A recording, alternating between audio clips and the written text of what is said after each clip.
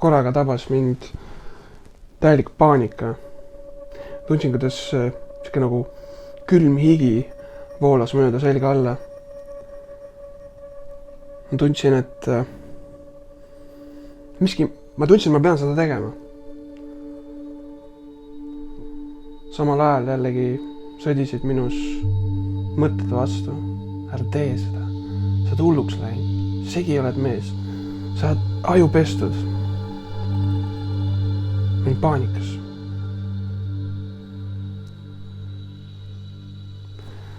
Mingi hetk, kui ma võib-olla rohkem ise mõtlema hakkasin, paratamatult esitasin küsimusi selle kohta, kas nii-öelda midagi on nagu Jumal või absoluut. Ühelt poolt oli raske uskuda, et midagi ei ole, et mitte millestki sündis täiesti juhuslikult midagi.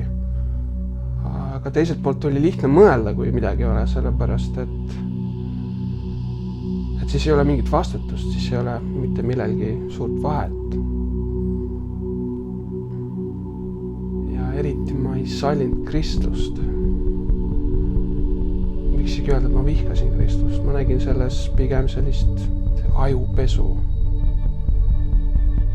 Et see on ideoloogia, mis tuleks hävitada, välja suretada. Mul oli üks huvitav sõber. Tol ajal loomulikult oleksin ma tahtnud öelda, et kahjuks oli ta kristlane. Igal juhul ma tegelikult soovisin, et ma suudan teda murda. Aga ta kutsus mind kristlikku laagrisse. Mäletan, ega see lihtne ei olnud tal. Eriti olukorras, kus ta pidi tunnistama, et ta peab sinna kaasa võtma mitte kristlasest sõbra. Ma ei näinud ühtegi põhjust, miks ma peaksin sinna minema. Ta vaidles minuga päris mitu päeva. Ta läks selle asjaga nii kaugele, et ta täiesti alandus.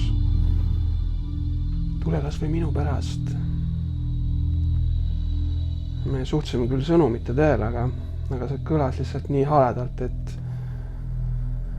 ma mõtlesin, et tema pärast ikka lähen. Ta on ju ohver. Diagnoos, kristlane. See kristlik laager, see oli mulle tõeline väljakutse. Lahinguväli. Ma läksin sõtta.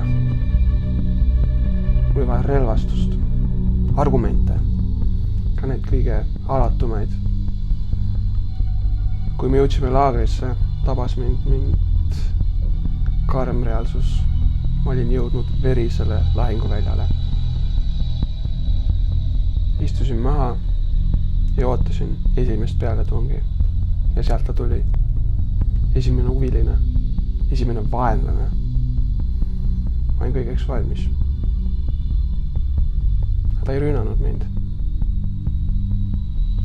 Keegi ei rünnanud mind. Ühel õhtul tehti sauna. Ma jäin sinna pisut kauemaks ja minuga liitusid ka, et noored mehehakatised. Ikka päriselt, kes ma selline olen ja ma tegin neile selgeks, et ma olen see mitte kristlasest sõber. Ma olin kõigeks valmis. Mis need 2 nolki ikka oskavad öelda? Ja siis üks konstantselt naeratava näoga poiss küsis minult, et kas ta võib oma sõbraga omavahel Jumalast rääkida. Aga see läks mul kuidagi südamesse. Ma mõtlesin, et kas ma tõesti olen siukene türann? Sellest hetkest ma panin kõik relvad maha. Ma mõistsin, et mul on rohkem õigusi, kui ma vajasin. Keegi ei surunud mulle midagi peale. Ühel päeval hakkasin kristluse kohta natukene uurima. Ma hakkasin piiblit lugema. Siis ma mõistsin, et tegelikkuses ma ei tea Kristuse kohta midagi. Ja see, mida ma teadsin, see oli vale. See oli müüt. See oli midagi, mida ma kuulsin nende käest, kes tegelikult selle kohta midagi ei tea. Ja ma mõistsin, et tegelikult see, mida ma vihkasin ja ka kartsin, on rohkem kui tõde. Ja ma ma mõistsin, et isegi kui ma keeran sellele selja, siis ma ei saaks öelda, et ma ei näinud seda või ei kogenud seda. Ma peaksin siis endale valetama. Sattusin ühele evangeelsele üritusele. Tahaks võib öelda, et täiesti juhuslikult. Ja sellisel veidral kombel hakati inimesi ette kutsuma. Ja ühte nurka kutsuti neid, kes tahavad Jeesust oma ellu vastu võtta. Ja seal mitte kedagi, ainult pastor oli. Mu kõrval istus selline kristlastest paarikene, kelle käest ma küsisin, et kas nemad ei lähe sinna ette. Ma otsisin nagu mingit julgustust. Nad ütlesid, et nemad ei lähe. Ma ei saanud julgustust. Siis ma vaatasin veel nende poole, küsisin, et kas mina peaksin minema. Ja nad ütlesid selle peale, et kuidas sa ise ennast tunned. Ma ootasin, et mulle öeldakse midagi sellist, et mine, see on su elu suurim võimalus. Tähelik paanika. Ma kartsin. Ma läksin pastori juurde. Ta oli seal üksi. Ma põhimõtteliselt sundisin ennast sinna minema. Istusin tema kõrvale ja nii ma tunnistasin üles oma patud nii palju kui ma oskasin paluda. Ja tunnistasin, et ma võtan Jeesuse oma elu vastu. Siis sain minust kristlane. Kui Jumalat ei ole, siis ei ole millelgi mingit tähtsust.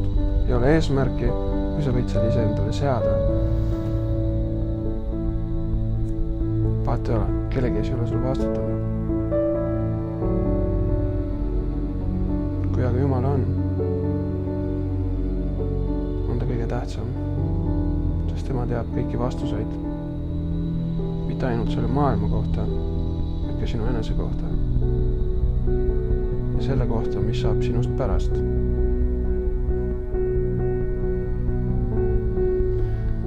Minu jaoks kristlaseks saamise põhjus on Jumala kogemine ja midagi muud. See ei ole minu jaoks olnud uue kvaliteedi otsimine. See on olnud minu jaoks Jumala ära tundmine ja selle vastuvõtmine. Kuidas ma saan keerata millelegi selja, mis on niivõrd tõeline, mis on niivõrd väärtuslik.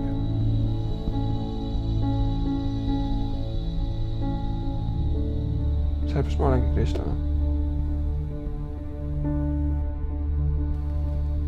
Mina on Erki Laul ja see on minu lugu Jumalaga.